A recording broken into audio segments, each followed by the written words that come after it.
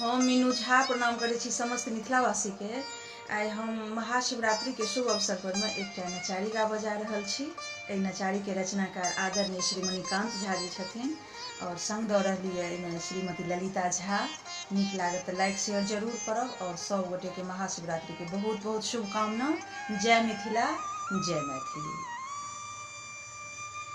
गौरी हे रथी शिव के बटिया भोला कखन अवताना।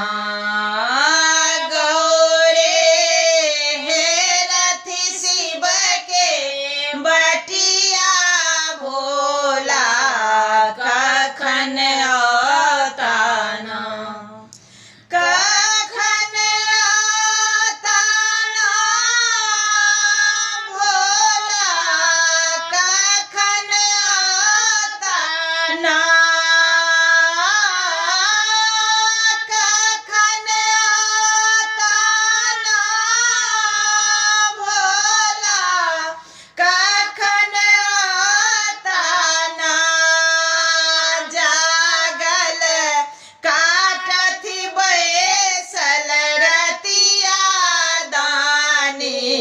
कखन अवताना।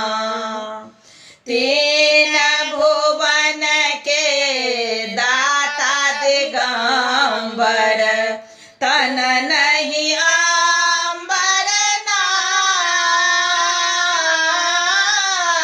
तीन भुवन के दाता दिगंबर तन नहीं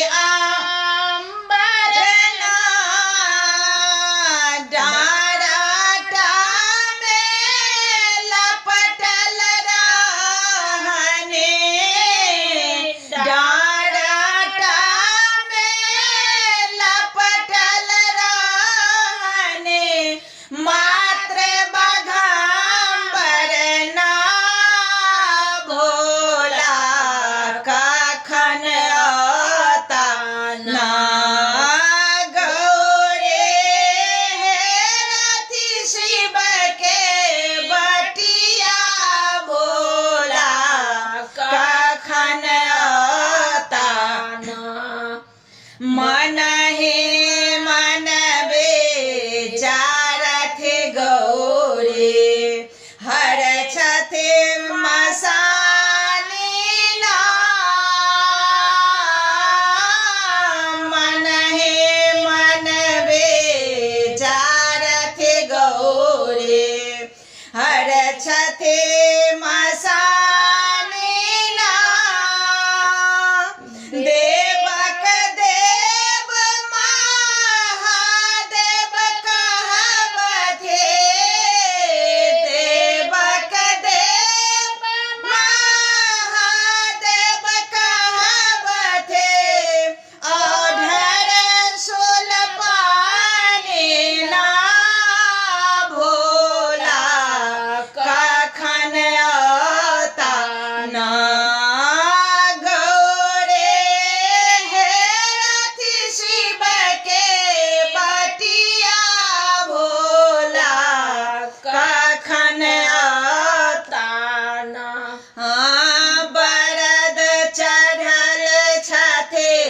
भांग पिबै छथि अंतरयामी ना।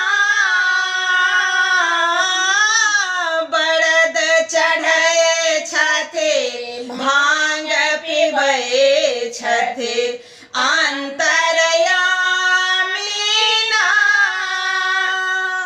मणिकांत के शरण लगावथे मणिकांत